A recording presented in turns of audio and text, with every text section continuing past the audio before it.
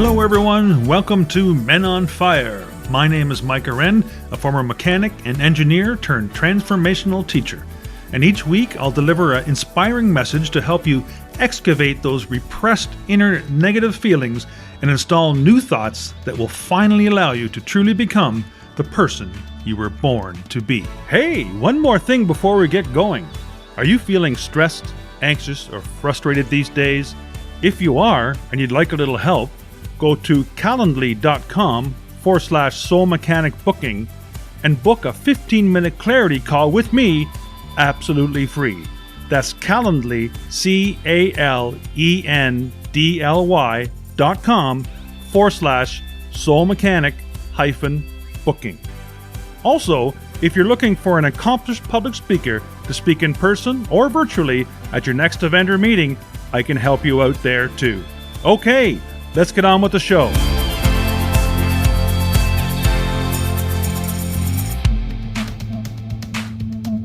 Welcome to another episode of Men on Fire here on Soul Mechanic TV and Soul Mechanic Radio. Today's topic could be considered a little bit controversial. That's basically because nobody really knows if it's true or if any of this will exist or not exist. Because today's topic is, where do we go when we die? What happens when we die? None of us really know, because if you're listening to this, you're alive. So we don't really know exactly 100% certain where we're going to go when we die, what happens to our body when we die, and will we come back? Those are all kind of questions we're going to have a look at today on this episode of Men on Fire, because I know it's important to you. You've all thought about it. You've all wondered about it. And you know what? You're just putting it off because you don't really want to think about your death. But one thing you need to understand is that the more you understand death, the more you will be able to live your life. Because then you'll understand that death is not the end.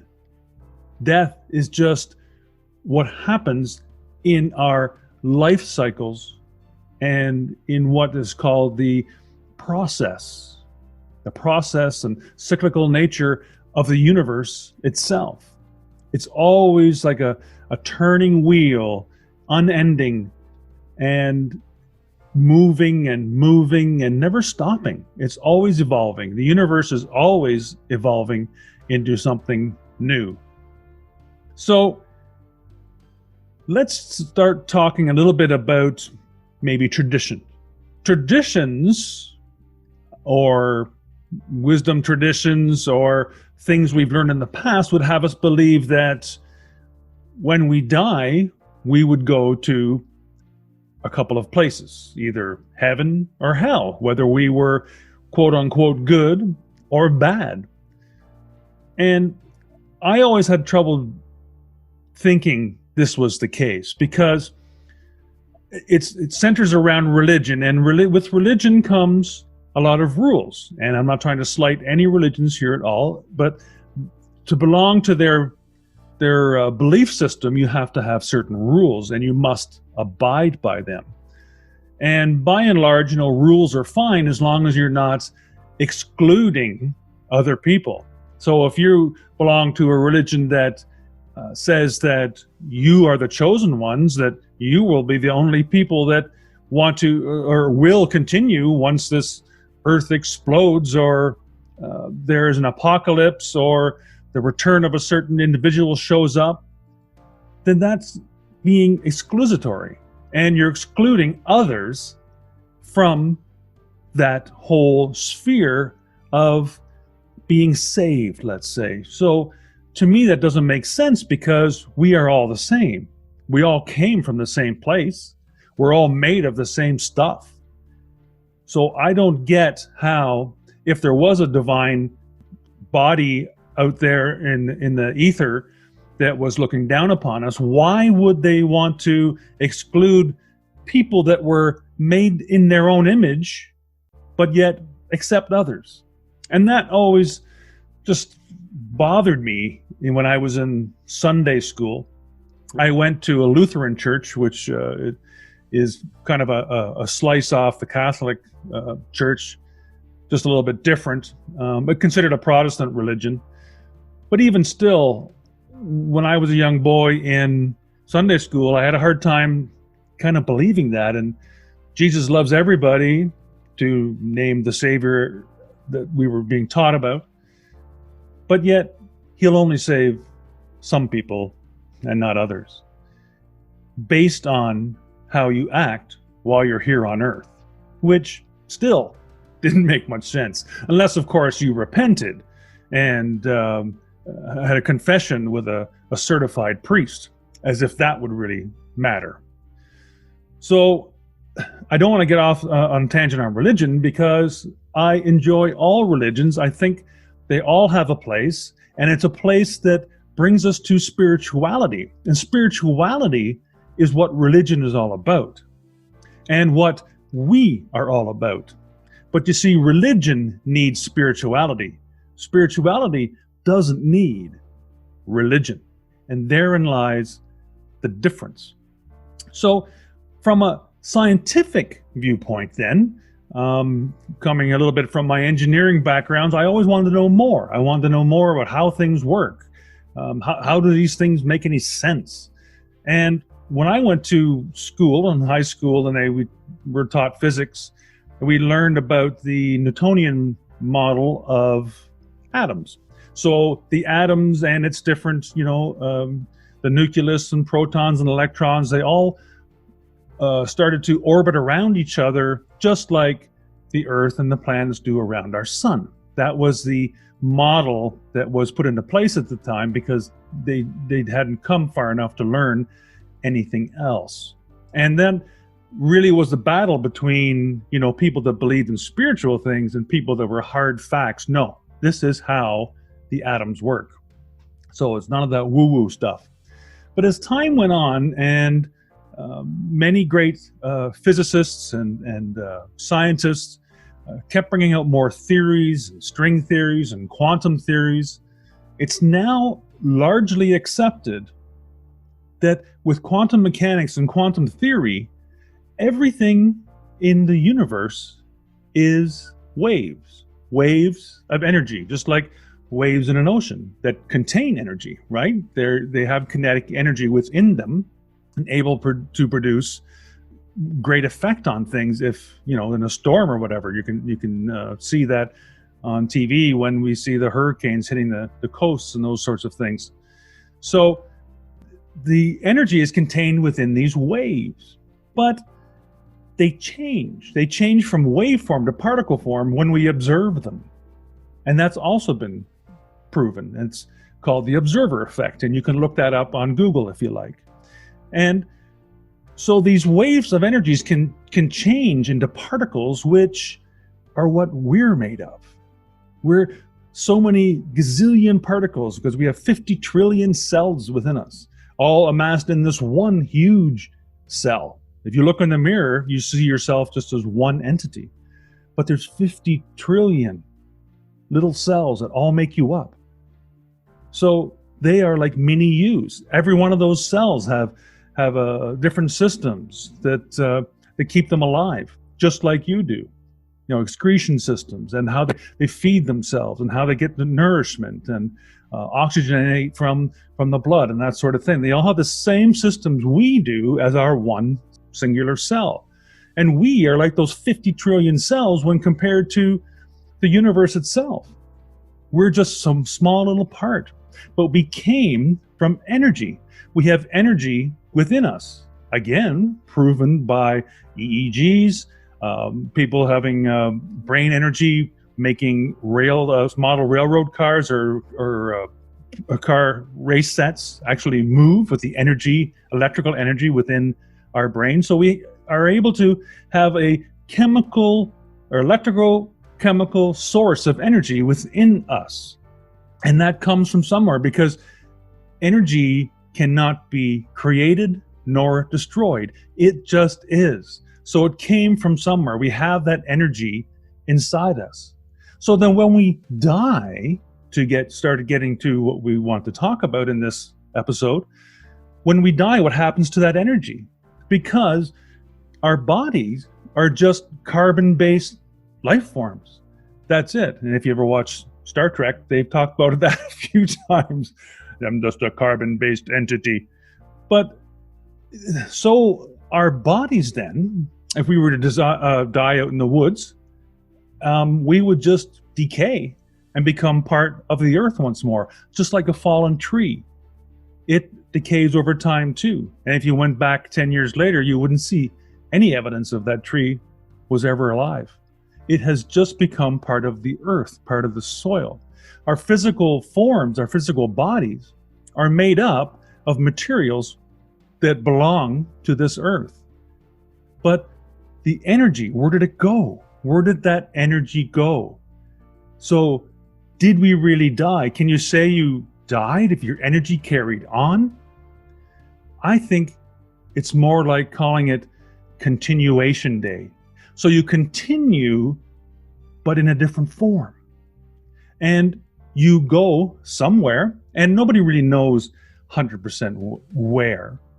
But I've done a lot of research on this, and reading and listening to many near-death experiences, or NDEs, that people have had, and also scientists that have talked about it and what happens, and also spiritual wisdom traditions as well, and the Indians and the East Indians and the Buddhists have great traditions about all this stuff. When you start putting this all together, and then also with some things that have come to me while I've meditated. And I've actually had my mother come to me in a meditation, my dad come to me in a meditation, and both at the same time one time. And they were showing me how things worked in the universe. It was incredible. It was absolutely incredible.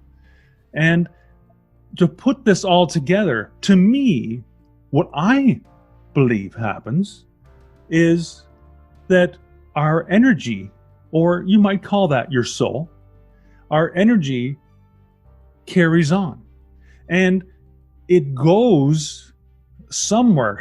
Usually it's like some kind of holding place. And some people may call that purgatory, is learned or talked about in certain religions. And it's a place where you're still hanging on to that physical realm, and you're starting to move in to the spiritual realm. So it's kind of a halfway place. And many times what people see there is different, but I think they see there what they believe that would look like. So whatever they were taught or learned or thought about what that place may look like, that is what they're seeing. Whether that's a burning fire of hell, or whether that's mountains and trees or beautiful oceans, whatever you may think in your memory, in your human memory, because remember, you are still kind of halfway in, 1 foot in the nether regions and the ether, and you have 1 foot in physical realm still. So that takes a while for you to move through that, and you change into your pure energy form, or what I refer to as an orb. And I have seen orbs and taken pictures of orbs, and people have actually videoed a friend of mine and I where there was a lovely blue orb above us moving as we talked and laughed. It was incredible. And him and I both believe it was one of our deceased parents checking up on us. But that's just us talking. So anyway, when you get to your true energy form or orb, then you are part of the energy of the universe, which is everything. And there's nothing that it is not. It is the universe. That's it. So that's where you go. You become back to the source of everything. And This is the big one. There is only one of us. Here on Earth, we're 7.5 billion people on this planet, but those are just physical entities that we're counting. But we're all come from that same source, and there is only one of us. There is only one huge energy source, because it is everywhere. Everywhere in this universe, another dimension, whatever you want to talk about, it is there. And that is where we came from. We were all part of it. But we splinter off when a new baby is born, for example, here on Earth. And we choose our parents. I believe we choose our parents in order to have the experience that we need and that we wanted to have. And I know I've been here on Earth before. I've done some past life regression therapies, and I know I've been here before. And what's wonderful is that our memories are erased, or for the most part. When we're very, very young, and we've seen movies about this, we've seen people talk about this, the young children can remember things that there's no idea. Why would they remember this? Young boys that knew how to fly certain planes because they were pilots. Young pianists that could play all sorts of things. You see it now with singers too. 8, 10-year-old singers, they sound like they're 35. Well, what do you think they were in a past life? They're an old soul. They've come back, and they still carry that with them. They come back to Earth so quickly. It's like they're pulling this other identity with them. So it's still lingering, and that's how they start to operate in physical realm again. Because we can choose to come back quite quickly, right away even, or we can stay up in that beautiful bliss of nothing but love. That's all there is that feeling of blissful love for everything, because you are everything. There's nothing that you are not. So you have to think about some of these things when you think about, where am I going to go when I die? Some people just say, well, you know what? I don't think there's anything other than this. This is just a physical life. Somehow I was born, and then I will die, and that's it. I will never go anywhere else. I'll be eaten by worms, and that'll be all. Well, I think those people probably just don't want to face that there might be something else out there. And when you think of it that way, what happens to your energy? We've already proven that we're full of energy, that energy is what we are. This physical body is, well, it's decaying right now. The moment you're born, it's starting to decay. I mean, sure, there's a growth cycle, but it doesn't matter. You still get over that growth hump, and you're starting to decay day by day, minute by minute, second by second. So once the body can no longer function in its physical form anymore, it just passes away. It's not something that we should really be mad about or sad about. I mean, yes, we miss the people that have passed away. We miss their essence of who they were. But they've gone on to something else on their continuation day. They're continuing their journeys, just as I will and just as you will as well. So where do we go when we die then? Well, there isn't that many possibilities, but none of us really know. I've given you one interpretation that I believe, and I believe it because it makes sense to me. But that doesn't mean that you have to. I'm not here to tell you what happens because I don't really know. But this is what I believe happens. And to me, it's a positive belief. It's a nice belief that we will come back again and we can live another lifetime, because that's why we're here. Our soul comes here in physical realm because it's the only place that it can get the feelings and the emotions.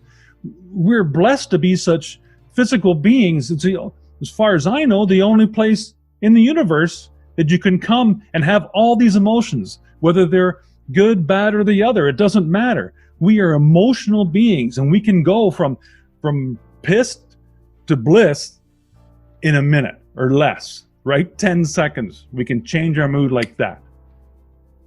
And that's awesome. There's nowhere else that your soul can experience that. And it came here to experience everything it possibly can while here in this physical realm. It's gaining knowledge. It's able to experience what it can't experience when it's up in the realm of the ether, because it's just energy waves, and it's there. It's in truly blissful form, but it's longing. There's a desire that wants to experience things. And so it comes here to earth in physical realm to experience everything it possibly can while here. And the trick to this is there's nothing you have to do. It doesn't want you to do anything. It just wants you to be you, whatever that is. Whatever you feel deep down that you want to experience, it wants that for you. So stop being somebody else. Be you. Enjoy your life. And don't worry about where you're going once you eventually pass away. And please don't mourn so deeply on the ones that pass, because they now have a chance to come back once again. So they're not gone. The energy is still there. Just their physical body has passed away. It served them well, and it passed away. So I hope this shed a little bit of light on perhaps where we go when we die. Again, I'm not saying this is what happens. It's just my belief that is what happens when we die. So I hope this has served you. I hope this has given you something to think about. And I love to have your comments. Comment below if you're watching this on Soul Mechanic TV on YouTube. And I'd love for you to subscribe as well. We'll talk about some other topics similar to this some other times that try to get you thinking out of the box a little bit. Or you can write me an email at mike@mikearend.com if you like. And I'd love to answer any of your queries or questions, and we can chat then. Anyway, thank you so much for listening to this episode, and I look forward to seeing you again very, very soon. Bye for now.